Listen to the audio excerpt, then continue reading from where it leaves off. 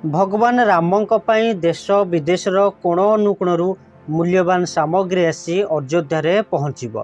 ଭଗବାନ ରାମଙ୍କର ଅଜା ଘରୁ ଏବଂ ଭଗବାନ ରାମଙ୍କର ଶ୍ୱଶୁର ଘରୁ ମଧ୍ୟ ଅନେକ ଉପହାର ଆସି ପହଞ୍ଚିବ। 3000 କ୍ୱିଣ୍ଟାଲର ଚାଉଳ ଏବଂ ବିଭିନ୍ନ ବ୍ୟଞ୍ଜନର 1100 ଥାଳି ଆସି ପହଞ୍ଚିବ।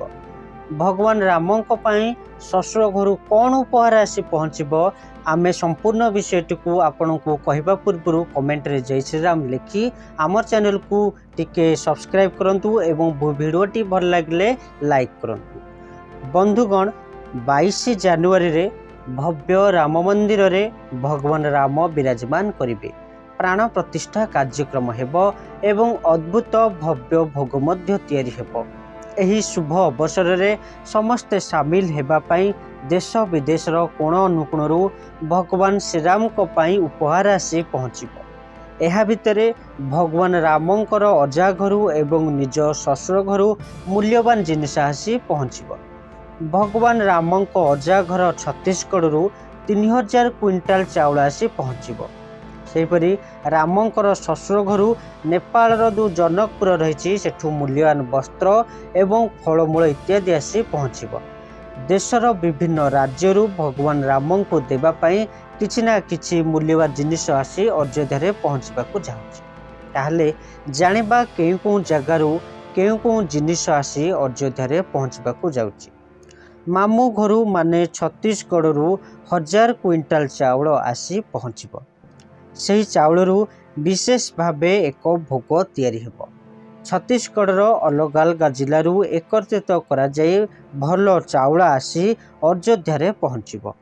सेहीपरि ससुर घर नेपालरू फलमूल वस्त्र इत्यादि आसी 5 जनवरी रे पहुँचब। एहा छड़ा नेपालरू 1100 थालीर अलग अलग जिनिस आसी अयोध्या रे पहुँचब।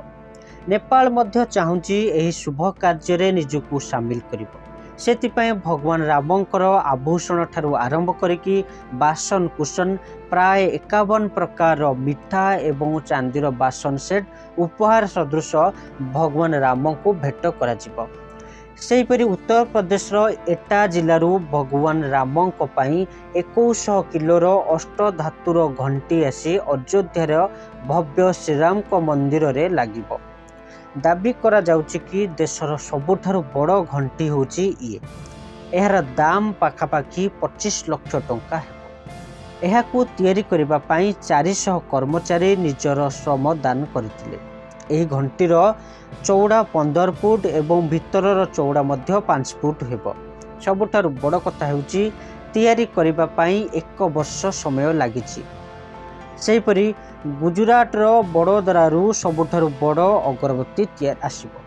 एहार लंब 108 फुट हबो। एथिरे पंचगव्य एवं यज्ञ सामग्री सहित गाईर गोबर मिसाई एही अगरबत्ती तैयारी करा जायछि। एहार ओजन 3500 किलो अटे। एही अगरबत्तीर दाम 5 लाख टंका हेबो। एहाकू तैयारी करिबा पई 6 मास समय लागिछि। एहार तैयारी करिबार मुख्य उद्देश्य होछि भगवान राम को समर्पित करिबा पे। बड़ोदरारू अयोध्या आसिबा पई 110 फुट लंबा रथर साहाय्य पड़िबो। एही अगरबत्ती थरे जलिले 1.5 मास पर्यंत जीवो। सेहीपरि हैदराबादरू चरण पादुका आसी पहुँचब।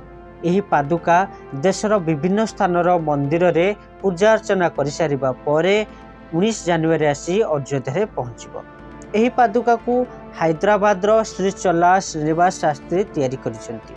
सेहीपरि सुराटरू राम मंदिर पाई एवं भगवान रामंक पाई हीरार हार तैयारी करा जायछि। पाखापाखि 5000 अमेरिकी हीरा व्यवहार करा जायछि। 2 किलो चांदी मध्य लगा जायछि। एही हार को तैयारी करिबा पाई 40 कारीगर 35 दिन रे तैयारी करिसेंती।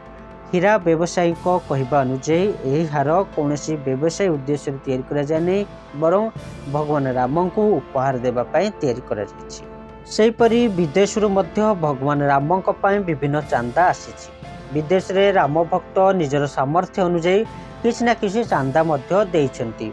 उद्देश्य केवल भगवान राम चरण रे निजकू समर्पित करिबा पाई। एहीपरि भावे अनेक मूल्यवान जिनिष देश विदेश आसी भगवान रामों अयोध्या पहुँचाई। तेणु दर्शक बंधु आपण भी चाहिए भगवान राम को उपहार दे पारिबे।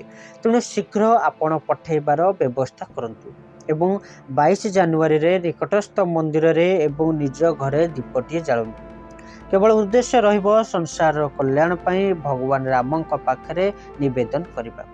जदि आम भिडियो को आपन को पसंद आछि ताहले लाइक करंतु एवं आम चैनल को जदि नुआ कि आछंती दयाकर सब्सक्राइब करंतु आ कमेंट रे लिखंतु जय श्री राम।